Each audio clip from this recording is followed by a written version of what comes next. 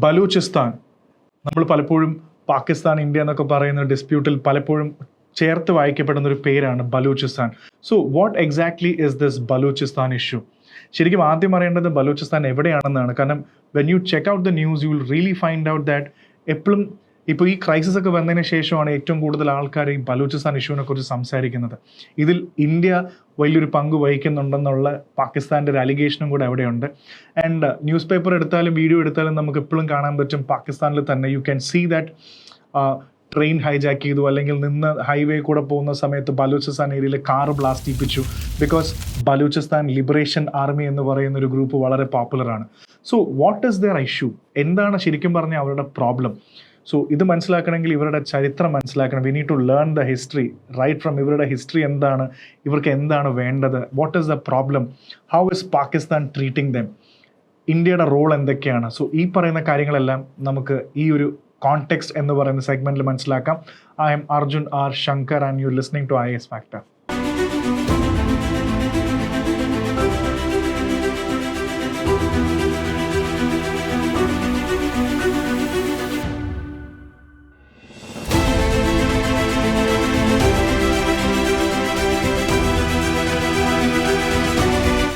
So ബലൂചിസ്ഥാനെ കുറിച്ച് പഠിക്കുമ്പോഴും വായിക്കുമ്പോഴും നമുക്കറിയേണ്ടത് where exactly is it located. ഇതിന്റെ ലൊക്കേഷൻ തന്നെയാണ് ഇതിന്റെ ഏറ്റവും വലിയ strategy.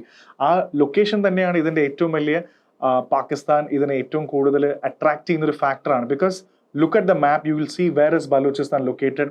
On the southern side we have the Arabian sea and Gwadar port. നമ്മൾ മുന്നേ ഒരുപാട് കാര്യങ്ങൾ ഡിസ്കസ് ചെയ്തതാണ്. ഗ്വാഡർ പോർട്ട്, ഈ പോർട്ടാണ് ഇവരുടെ ഏറ്റവും വലിയ ശക്തി. കാരണം this is very strategic four Pakistan if you look at the മാപ്പ്.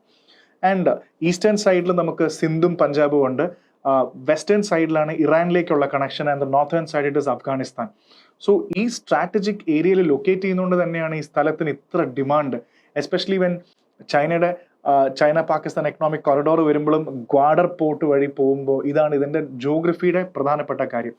ഇനി ഇതിൻ്റെ ചരിത്രം, നമ്മൾ ഇതിൻ്റെ ചരിത്രം പരിശോധിക്കുമ്പോൾ വളരെ രസകരമായ ഒരു കാര്യം, ബലൂചിസ്ഥാൻ പറയുമ്പോൾ definitely we should talk about Muhammad Ali Jinnah, obviously the father of Pakistan.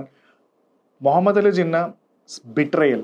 Muhammad Ali Jinnah എങ്ങനെയാണ് ബലൂചിസ്ഥാൻ എന്ന് പറയുന്ന സ്ഥലത്തിനെ അല്ലെങ്കിൽ അവിടുത്തെ രാജാവിനെ ചതിച്ചത്? How did he betray it? അതൊരു പ്രധാന കാര്യമാണ്. കാരണം പണ്ട് സമയം, അതായത് ഒരു ബ്രിട്ടീഷ് സമയത്ത് കലാട്ട് എന്ന് പറയുന്ന ഒരു സ്ഥലമായിരുന്നു അത്. It's called Kalat, may be pronounce it as Kalat or Kalat. And ബലൂചിസ്ഥാന്റെ ക്യാപിറ്റൽ എന്ന് പറയുന്നത് തന്നെ ക്വറ്റ എന്നാണ്. സോ ക്വറ്റ എന്നുള്ള സ്ഥലമാണ്. സോ ഇറ്റ്സ് കലാട്ട് എന്നൊരു സംഭവമാണ്. ഇവിടുത്തെ രാജാക്കന്മാരെ പണ്ട് തൊട്ടേ വിളിച്ചിരുന്ന പേരെന്ന് പറയുന്നത് ഖാൻ ആണ്, ഖാൻ. സോ അതുകൊണ്ട് തന്നെ അദ്ദേഹത്തിനെ അറിയപ്പെടുന്നത് ഖാൻ ഓഫ് കലാട്ട് എന്നാണ്. ദ ഖാനേറ്റ് ഓഫ് കലാട്ട് അല്ലെങ്കിൽ ഖാൻ ഓഫ് കലാട്ട് എന്നാണ് പറയുന്നത്. സോ ബ്രിട്ടീഷ് ടൈം തൊട്ടേ ആലോചിക്കുക, ഇതിന്റെ ലൊക്കേഷൻ എന്ന് പറയുന്നത് ആ ഒരു റീജിയനിലായതുകൊണ്ട് തന്നെ ബ്രിട്ടീഷ് ഇന്ത്യയിൽ ഈ സ്ഥലം വളരെ വേണ്ടപ്പെട്ടതായിരുന്നു. കാരണം അഫ്ഗാനിസ്ഥാനും ഈ ഏരിയയും ബ്രിട്ടീഷുകാർ എപ്പോഴും ഒരു ബഫർ ആയിട്ടാണ് കണ്ടിരുന്നത്. സോ അവിടെ when this place was there, ഈ ഖാൻ ഓഫ് കലേട്ട് എന്ന് പറയുന്ന ഈ സ്ഥലത്ത് Muhammad Ali Jinnah he was a very good lawyer by the way. പണ്ടത്തെ ഒരു വലിയൊരു ബാരിസ്റ്റർ ആയതുകൊണ്ട് തന്നെ ഇദ്ദേഹം ഈ ഫാമിലിയായിട്ട് വളരെ അടുത്ത ബന്ധമുള്ള ആളായിരുന്നു. So they had A very good relation. So finally 1947 August 15 ഇന്ത്യക്ക് സ്വാതന്ത്ര്യം, പാകിസ്ഥാനും എവറിബഡി ഗോട്ട് ഫ്രീഡം. ഫ്രീഡം കിട്ടിയ സമയത്ത് നമ്മൾ ആ സമയത്ത് നോക്കുകയാണെങ്കിൽ ഇത്തരം രാജ്യങ്ങളെ പറയുന്ന പേരെന്ന് പറയുന്നത് പ്രിൻസ്ലി സ്റ്റേറ്റ്സ് എന്നാണ്. They were princely states. ഒത്തിരി princely states ഉണ്ടായിരുന്നു. സോ കുറെ princely states were given the option either to join India or Pakistan. അതിൽ നമുക്ക് കശ്മീർ, ഹൈദരാബാദ്, ജുണഗഡ് എന്നൊക്കെ കുറെ ആൾക്കാർ നമ്മൾ ഇന്ത്യയോട് ചേർന്ന്, കുറെ ആൾക്കാർ പാകിസ്ഥാനോട് പോയി. പക്ഷേ ഖാൻ ഓഫ് കലാട്ട്, അന്നത്തെ പ്രധാനപ്പെട്ട മീർ അഹമ്മദ് യാർ ഖാൻ എന്ന് പറയുന്ന അദ്ദേഹം ഇൻഡിപെൻഡൻസ് സ്വയം ക്ലെയിം ചെയ്തു. കാരണം അദ്ദേഹം പറഞ്ഞൊരു ഫാക്ടറാണ്, ഞാൻ ബ്രിട്ടീഷ് ഇന്ത്യയുടെ ഭാഗമൊന്നുമല്ല, ഞാൻ ഇൻഡിപെൻഡന്റ് ആണ്. അദ്ദേഹം ഇൻഡിപെൻഡൻസ് ക്ലെയിം ചെയ്തു. സോ ഫൈനലി കാര്യങ്ങളുടെ പ്രശ്നം ഇവിടെയല്ല. 1948 ഒക്കെ കഴിഞ്ഞപ്പോൾ ഇന്ത്യ ഇവിടെ പോലീസ് ആക്ഷൻ നടത്തി പല സ്റ്റേറ്റ്സിനെയും നമ്മൾ ഇന്ത്യയുടെ ഭാഗമാക്കിയപ്പോൾ പോലെ തന്നെ പാകിസ്ഥാൻ മിലിറ്ററി ഇന്റർവെൻഷൻ നടത്തി. This is how Muhammad Ali Jinnah betrayed. രാജാവിനെ ചതിച്ച് ആ സ്ഥലം കൈയടക്കി പാകിസ്ഥാന്റെ കൂടെ ചേർത്തു വരും. They forcefully made the Khan of Kalat to join with Pakistan and Balochistan became, കാരണം അപ്പോഴും ജിന്നയുടെ അടുത്ത് പോയത് പ്രധാനപ്പെട്ടത് റിസോഴ്സ് ആണ്. ഇനിയാണ് ഇതിന്റെ ഏറ്റവും പ്രധാനപ്പെട്ട ഫാക്ടർ എന്ന് പറയുന്നത്. വൈ ബലൂചിസ്ഥാൻ? ബിക്കോസ് അത്രയും അധികം റിസോഴ്സ് റിച്ച് ഏരിയ ആണ്. It's known for the resources, natural gas, minerals, coal, ഇതുള്ളതുകൊണ്ട് തന്നെ Jinnah did not have a second thought. അപ്പം തന്നെ ജിന്ന ഇതിനെ അടുത്തെടുത്തു ആൻഡ് പിന്നീട് ഇൻസ്ട്രുമെന്റ് ഓഫ് ആക്സെഷൻ അത് ഒപ്പിടിപ്പിച്ചു. Finally it became a part of Pakistan. So അതിനുശേഷം 1948 ശേഷമൊക്കെ ഈ ഖാൻ ഓഫ് കലാട്ട് പിന്നീട് പറയുന്നുണ്ട് എന്നെ ഫോഴ്സ്ഫുള്ളി ആണ് ഇതിൽ സൈൻ ചെയ്യിപ്പിച്ചതെന്നുള്ളത്. സോ നമ്മളിപ്പോൾ ജിന്ന എങ്ങനെ ബലൂചിസ്ഥാനെ ബിട്രൈ ചെയ്തു എന്നാണ് പറഞ്ഞത് അവിടുത്തെ രാജാവിനെ. സോ ഇതിന്റെ ചരിത്രം ഇനിയും ബാക്കിലേക്ക് എടുത്തു കഴിഞ്ഞാൽ നമുക്കൊരു ഇൻട്രസ്റ്റിംഗ് ഐഡിയ മനസ്സിലാവും. നമ്മൾ ഇതിൻ്റെ ഒന്നും പലതിൻ്റെയും ചരിത്രം നമ്മൾ മനസ്സിലാക്കാറില്ല. So when you go even back, അതായത് ഏൻഷ്യൻ കാലഘട്ടത്തിൽ ഇന്ത്യയുടെ നമ്മൾ ഇൻഡസ് വാലി, ഹാരപ്പ എന്നൊക്കെ പറയുന്ന ആ കാലഘട്ടത്തിലും ബലൂചിസ്ഥാൻ എന്ന് പറയുന്ന സ്ഥലം ഇമ്പോർട്ടൻ്റ് ആയിരുന്നു. എസ്പെഷ്യലി നമ്മൾ മെഹർഗഡ് എന്നൊക്കെ പറയുന്ന സ്ഥലങ്ങൾ കേട്ടിട്ടുണ്ടാവും. It's A first existence of an agriculture settlement ഇന്ത്യയുടെ ഭാഗത്ത്. അവിടെ ആ സമയത്ത് ബലൂചിസ്ഥാൻ എന്ന് പറയുന്നത് പേർഷ്യൻ മെസപ്പൊട്ടാമിയൻ സിവിലൈസേഷൻസ് ആയിട്ട് ബന്ധമുള്ള ഒരു ഏരിയ ആയിരുന്നു.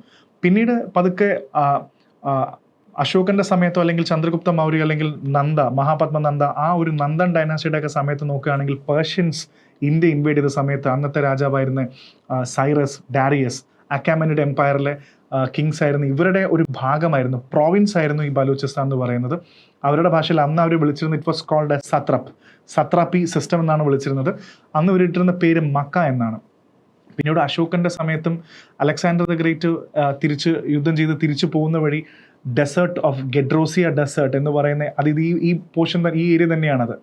പിന്നീട് അശോകന്റെ സമയത്തും അത് പ്രൊവിൻസ് ഓഫ് ഗെദ്രോഷ്യ എന്നുള്ള രീതിയിൽ, ഗെദ്രോഷ്യ എന്നുള്ള പേരിലാണ് അത് അറിയപ്പെട്ടിരുന്നത്. പിന്നെ ഇവിടെ വന്ന പല രാജാക്കന്മാരുടെ കയ്യിലും ഇൻഡോ ഗ്രീക്ക്, ഷാക്കാസ്, പാർഥിയൻസ്, കുഷാൻസ്, ഇവരുടെ എല്ലാം വളരെ പ്രധാനപ്പെട്ട ഒരു ഏരിയ ആയിരുന്നു ബലൂചിസ്ഥാൻ എന്ന് പറയുന്നത്.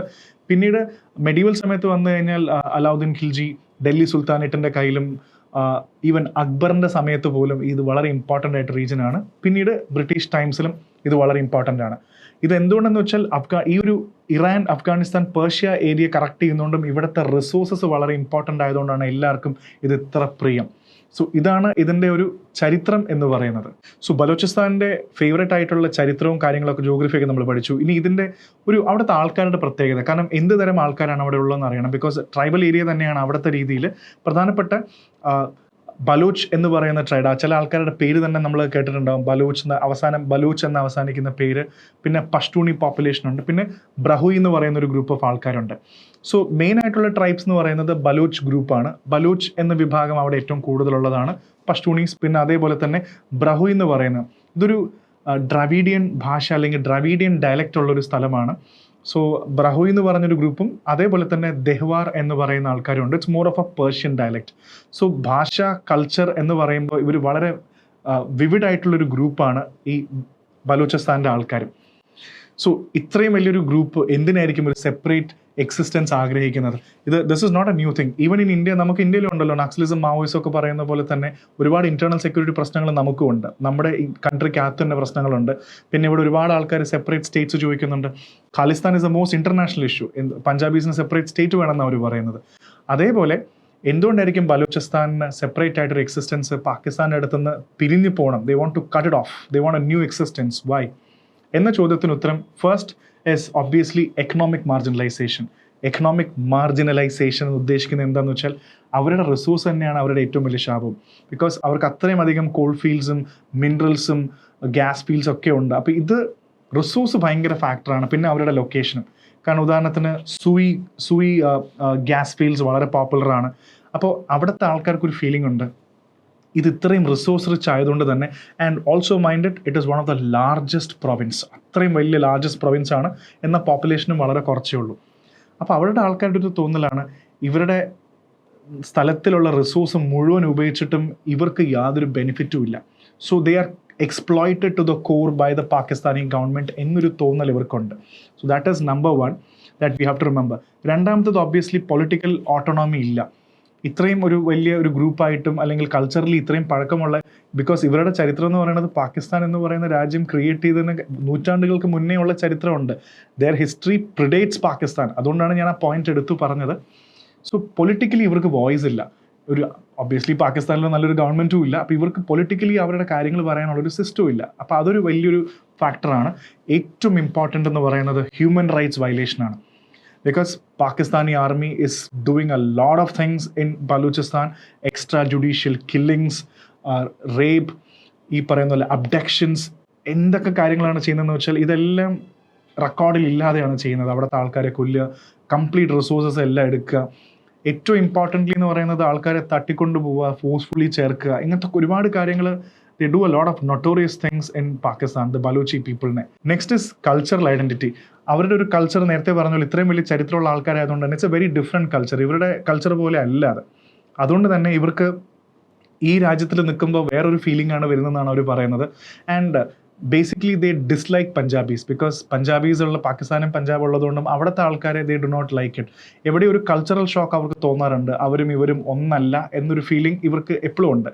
അതൊരു ഫാക്ടറാണ്. പിന്നെ ഏറ്റവും ഇമ്പോർട്ടൻറ്റ് ചൈനീസ് ഇൻ്റർവെൻഷൻ. ഇപ്പോൾ ചൈന കംപ്ലീറ്റ്ലി പാകിസ്ഥാനെ ഒരുപാട് സപ്പോർട്ട് കൊടുക്കുന്നുകൊണ്ടും പാകിസ്ഥാനെ മുഴുവൻ എക്കണോമിക്കലി പിടിച്ചു നിർത്തുന്നതുകൊണ്ടും ഗ്വാഡർ പോർട്ടും ചൈന പാകിസ്ഥാൻ എക്കണോമിക് കൊറിഡോർ എല്ലാം ഇതുവഴി പോകുന്നതുകൊണ്ടും ഈ സ്ഥലം മൊത്തം ചൈനീസ് കൺട്രോളിൻ്റെ അടിയിൽ വരുമ്പോൾ അവർക്കിത് വലിയൊരു ഡെഡ് എൻഡ് ആയിട്ടാണ് പല ബലൂചിസ്ഥാനിലെ ആൾക്കാർക്കും തോന്നുന്നത്. പക്ഷേ ഈ കാരണം കൊണ്ടാണ് ഫൈനലി ഇതിനോടുള്ള പ്രതികാരം അല്ലെങ്കിൽ റിയാക്ഷണറി പോളിസി എന്ന രീതിയിൽ finally the BLA was formed. The Balochistan Liberation Army was formed. Let's see what is that. So 2000-ലാണ് ഇങ്ങനൊരു ആർമി അല്ലെങ്കിൽ ഒരു ഗ്രൂപ്പ് ഉണ്ടാവുന്നത്. എപ്പോഴും അങ്ങനെയാണല്ലോ, ഒരു സെപ്പറേറ്റിസ്റ്റ് ഗ്രൂപ്പ് ഉണ്ടാകുമ്പോൾ അവരുടെ കാര്യങ്ങൾ സംരക്ഷിക്കാൻ വേണ്ടി ഒരു ഗ്രൂപ്പ് ഉണ്ടാക്കി. ഇവരുടെ അൾട്ടിമേറ്റ് ലക്ഷ്യം എന്ന് പറഞ്ഞാൽ is to separate Balochistan from Pakistan and get independence for Balochistan. അതാണ് ഇവരുടെ അൾട്ടിമേറ്റ് ലക്ഷ്യം എന്ന് പറയുന്നത്. ഇതിൽ ഏറ്റവും വലിയൊരു trigger point, the flash point came in 2006. ഇവരുടെ വളരെ പ്രധാനപ്പെട്ട ഒരു നേതാവായിരുന്ന നവാബ് അക്ബർ ബുക്തി എന്ന് പറയുന്ന ആളെ he was killed. This was A flash point. ഇതിന് ശേഷമാണ് ഈ മൂവ്മെൻറ്റ് ഒന്നും കൂടെ മൊമെൻറ്റം ഗെയിൻ ചെയ്തത്. അധികം നാളൊന്നും പോകേണ്ട ആവശ്യമില്ല. നിങ്ങൾ എപ്പോഴും നോക്കിക്കഴിഞ്ഞാൽ ജാഫർ എക്സ്പ്രസ് നിങ്ങൾ കേട്ടിട്ടുണ്ടാവും. ആ ട്രെയിൻ എത്രയോ ആൾക്കാർ ട്രെയിനോടെ പാകിസ്ഥാനിൽ ഹൈജാക്ക് ചെയ്ത് കൊണ്ടുപോയി. പാകിസ്ഥാൻ മിലിറ്ററി വലിയൊരു ആക്ഷനൊക്കെ അവിടെ എടുത്തു. അതേപോലെ ഒത്തിരി ഇപ്പോൾ ഈ അടുത്ത് നോക്കിക്കഴിഞ്ഞാൽ ഹൈവേസിലുള്ള അറ്റാക്സ്, ഒത്തിരി അറ്റാക്സ് ഉണ്ടാവും. ഇവരാണത് ക്ലെയിം ചെയ്യുന്നത്. സോ നമുക്ക് ഇന്ത്യയിൽ നക്സലിസം മാവോയിസം ക്രിയേറ്റ് ചെയ്യുന്ന ഇന്റേണൽ ഇഷ്യൂസ് പോലെ തന്നെയാണ് ബലൂചിസ്ഥാൻ പാകിസ്ഥാനും ചെയ്യുന്നത്. സോ ഈ ഒരു കാരണം കൊണ്ടാണ് ബലൂചിസ്ഥാൻ ലിബറേഷൻ ആർമി വരുന്നത്. ഇനി അടുത്ത പ്രധാനപ്പെട്ട കാര്യം, what is India's role in it? പല ആൾക്കാരും പറയുന്നത് എന്താണെന്ന് വെച്ചാൽ കശ്മീരിൽ പാകിസ്ഥാൻ ക്രിയേറ്റ് ചെയ്യുന്ന പ്രോബ്ലം കൊണ്ട് ഇന്ത്യക്ക് ഒബ്വിയസ്ലി ടെററിസം കൊണ്ട് ഇരിക്കാൻ വയ്യ. Because it is a complete pestering, full time ഫ്രസ്ട്രേഷനാണ് ഈ ഒരു നമ്മുടെ ലൈൻ ഓഫ് കൺട്രോൾസിൽ. പക്ഷേ ഇവിടെ പാകിസ്ഥാനെ ഡിഫ്യൂസ് ചെയ്യാൻ വേണ്ടി പാകിസ്ഥാൻ അക്യൂസ് ചെയ്യുന്ന ഒരു ഫാക്ടർ എന്താണെന്ന് വെച്ചാൽ ബലൂചിസ്ഥാനിന് എല്ലാ സപ്പോർട്ടും കൊടുക്കുന്നത് ഇന്ത്യ ആണെന്നാണ് പാകിസ്ഥാൻ ഇസ് അക്യൂസിങ്. അതുകൊണ്ടാണ് ഈ അടുത്ത് യുദ്ധം ഉണ്ടാകുന്നതിന് മുന്നേ ഇവർ പറഞ്ഞൊരു ഫാക്ടർ എന്താണെന്ന് വെച്ചാൽ Pakistan is accused India for sponsoring terrorism. Sponsor ചെയ്തു എന്നാണ് പറയുന്നത്. സോ ഇതിൽ ശരിയുണ്ടോ തെറ്റുണ്ടോ എന്നുള്ള ഇന്ത്യ ഒരിക്കലും അംഗീകരിച്ചിട്ടുമില്ല. ആൻഡ് കുറച്ച് വർഷങ്ങൾക്ക് മുന്നേ there was an agent who was arrested called Kulbhushan Yadav. Pakistan government says Kulbhushan Yadav ഈ ബലൂചിസ്ഥാൻ ഏരിയ നിന്നാണ് ആളെ പിടികൂടിയത്. He was supporting. അപ്പോൾ ഇതൊരു ഇന്ത്യക്കെതിരെയുള്ള ഏറ്റവും വലിയ അലിഗേഷൻ ഇന്ത്യ ടെററിസ്റ്റ് രാജ്യമാണെന്ന് പറയുന്ന ഒരു വലിയൊരു ഫാക്ടർ ബലൂചിസ്ഥാനിൽ ഇന്ത്യ സപ്പോർട്ട് ചെയ്യുന്നു എന്നുള്ള ഒരു വാദമാണ്. And finally India is completely denying it as ever. ഇതിൻ്റെ ഫാക്ട് എന്താണെന്ന് നമുക്ക് we have no idea what exactly is that. പക്ഷേ പല ബലൂചിസ്ഥാൻ ലീഡേഴ്സിനോട് സംസാരിക്കുമ്പോഴും ഈവൻ ഇപ്പോൾ നമ്മുടെ ഓപ്പറേഷൻ സിന്ദൂർ വന്ന സമയത്തും ബലൂചിസ്ഥാൻ വേണമെങ്കിൽ പറയുന്ന അവരുടെ ലീഡേഴ്സ് പറയുന്ന ഒരു കാര്യം വേണമെങ്കിൽ if you want we can support India, വേണമെങ്കിൽ പാകിസ്ഥാനെതിരെ ഇവർ ഇന്ത്യനെ സപ്പോർട്ട് ചെയ്യാൻ തയ്യാറുമാണ്. അപ്പോൾ ഇതാണ് പല ബലൂച്ചി ലീഡേഴ്സിൻ്റെയും സ്റ്റാൻഡ് എന്ന് പറയുന്നത്. ബലൂച്ചീസ് എന്ന് പറയുന്ന ആൾക്കാരുടെ വോയിസസ് കേൾക്കുന്നില്ല എന്ന് പറയാറുണ്ട്. Politically their voice are not heard. ഇതാണ് അവരുടെ ഇമ്പോർട്ടൻ്റ് ആയിട്ടുള്ളൊരു വാദം. അതിൽ പക്ഷേ എന്നാലും ഒരു ചോദ്യമുണ്ട്. ശരിക്കും പാകിസ്ഥാനിലൊരു ലെജിസ്ലേറ്റീവ് അസംബ്ലിയോ അല്ലെങ്കിൽ ഒരു പാർലമെൻറ്റോ ഒക്കെ ഉണ്ട്. അപ്പോൾ ഇതിൽ ബലൂചിസ്ഥാനിലെ ആൾക്കാർക്ക് റൈറ്റ്സ് ഇല്ല എന്നൊരു ചോദ്യം നിങ്ങൾക്ക് വരാം. ഉണ്ട്. അവരുടെ നാഷണൽ അസംബ്ലിയിലാണെങ്കിലും അവരുടെ അപ്പർ ഹൗസിലും ലോവർ ഹൗസിലും ഇപ്പോൾ നാഷണൽ അസംബ്ലി തന്നെ അവർക്ക് 300 സീറ്റ് ഉള്ളതിൽ വെറും 16 സീറ്റേ കൊടുത്തിട്ടുള്ളൂ. അതേപോലെ അവരുടെ അപ്പർ ഹൗസിൽ 100-104 സീറ്റ് ഉള്ളതിൽ അവർക്ക് ഏകദേശം 23-24 സീറ്റേ ഉള്ളൂ. ഈവൻ പ്രൊവിൻഷ്യൽ അസംബ്ലീസിൽ പോലും വളരെ കുറച്ച് സീറ്റ്സേ ഉള്ളൂ. ഇതും ഇടയ്ക്കിടയ്ക്ക് ഈ ഗവൺമെൻറ്റ്സിനെ അവർ ഡിസ്മിസ് ചെയ്യും. സോ അവർക്ക് പൊളിറ്റിക്കലി അവരുടെ കാര്യങ്ങൾ റേസ് ചെയ്യാൻ പറ്റുന്നില്ല എന്നുള്ള വലിയൊരു ഫാക്ടറാണ്. പക്ഷേ ഒരിക്കലും നിങ്ങൾ വിചാരിക്കരുത് ഇവരുടെ അസംബ്ലിയുടെ ഭാഗമല്ല. ഇവർക്ക് സീറ്റ്സ് ഉണ്ട്, ഇവിടെ ഇലക്ഷൻസ് ഉണ്ടാവാറുണ്ട്, അതിൻ്റെ ഭാഗമായി ഇവർ പാർലമെൻറ്റിൽ വരാറുമുണ്ട്. സോ ഇത്രയാണ് നമ്മൾ ബലൂചിസ്ഥാനിൻ്റെ കുറേ കാര്യങ്ങൾ നമ്മൾ പഠിച്ചു, right from history to the politics and why everything is happening. ഇനി വരും ദിവസങ്ങളിൽ maybe we should be really alert how Balochistan എന്ന് പറയുന്നൊരു എൻറ്റൈറ്റി എങ്ങനെയായിരിക്കും അത് ഷേപ്പ് അപ്പ് ചെയ്യുന്നത് എന്നുള്ളത്. Will actually find it out in the near days to come. So will see for another session.